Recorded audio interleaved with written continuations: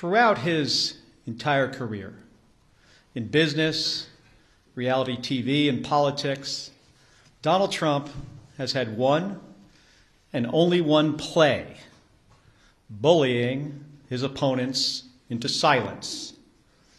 He did it as a failed casino owner who bankrupted his properties and screwed over his contractors. He did it as a reality TV host known for firing people. And he's done it as president who tries every day to intimidate people with no regards for the rights or well-being of the American people. I'll say this for the guy: while he's never seemed to do much else right, for most of Donald Trump's career, bullying people has worked out for him. But not now. Because I won't let it happen. The American people won't let it happen. President Trump is trying to silence me, threatening to kill me for saying what is true. And he sent his Secretary of Defense after me. And it's not going to work. Here's how we got here. A week and a half ago, Senator Slotkin and I, along with others who also served in the military and the intelligence communities, we released a video with a simple message to service members that they must refuse illegal orders. Nothing was controversial about that. Everyone must follow the law. No one may break the law. This is pretty basic stuff. Seeing that video, here's how any other president would have responded. They would have said 2 words: of course. But that's not how this president responded. We've become so accustomed to Donald Trump's behavior that it is worth emphasizing. The President of the United States said that 2 U.S. senators and 4 members of the House of Representatives should be arrested, hanged, executed for something we said, for something that is true. My family knows the cost of political violence. My wife, Gabby, was shot in the head and nearly died while speaking with her constituents. The president should understand this too. He has been the target of political violence himself. The Speaker of the Minnesota House of Representatives, Melissa Hortman, and her husband were murdered in their home this year. The Governor of Pennsylvania, Josh Shapiro, had his house firebombed this year. Then Charlie Kirk was assassinated at Utah Valley University, a place I visited just a few weeks ago with Republican Senator John Curtis. Faced with a wave like this, every other president we have ever had in the history of this nation would have tried to heal the country. But we all know Donald Trump. He uses every single opportunity to divide us. And that's dangerous. The president's words carry tremendous weight. People listen to him. And he knows that.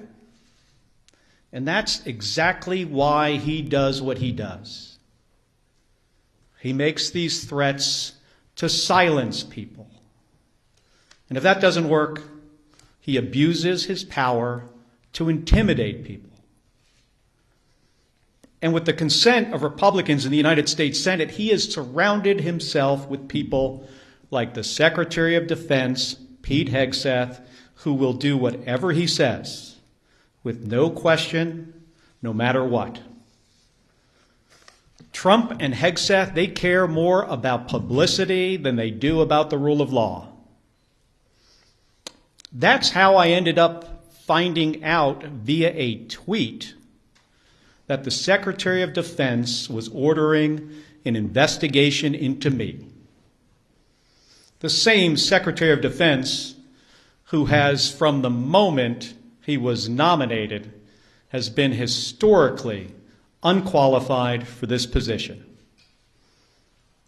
The same Secretary of Defense who is reported to have ordered a second strike to kill shipwreck survivors in the Caribbean. If there is anyone who needs to answer questions in public and under oath, it is Pete Hegseth. It's a dangerous moment for the United States of America when the president and his loyalists use every lever of power to silence United States senators for speaking up. But we all know that this isn't about me, and it's not about the others in that video. They're trying to send a message to retired service members, to government employees, to members of the military, to elected officials, and to all Americans who are thinking about speaking up. You better keep your mouth shut or else. This has been a singular focus of President Trump's second term. Not addressing costs, not creating jobs, intimidating people, and going after the people he views as his political opponents. He's done it to companies. You better write a check to build my ballroom, or I might not approve your merger. He's done it with universities. You better fire your president, or I'll pull your research funding. He's even done it to late-night hosts. You better not make jokes that I do not like, or I'll get you taken off the air, and I'm going to take your company's broadcast license. And he does it every week with Republicans in the House and the Senate. You better toe the party line, or I'll make sure you never get reelected. Folks, this comes at a cost. And not only to American companies, colleges, and comedians. It damages every American's freedom of speech and the balance of powers that form the foundation of our democracy. Because when Republicans in Congress are too afraid to disagree with this president, it means that his bad ideas go unchallenged. He has slapped reckless tariffs on countries across the globe, skyrocketing the cost of everything from groceries to school supplies. Republicans historically, well, at least a year ago, they hated tariffs. But when it comes to voting to undo them, they are too afraid of Donald Trump. So Americans pay more for just about everything because of spineless politicians. It's the same with healthcare costs. There are Republicans in the House and the Senate who really want to do something to prevent these healthcare premiums from spiking for millions of Americans. The solutions are simple, but President Trump says he doesn't want to. So nothing happens. Nothing except a government shutdown.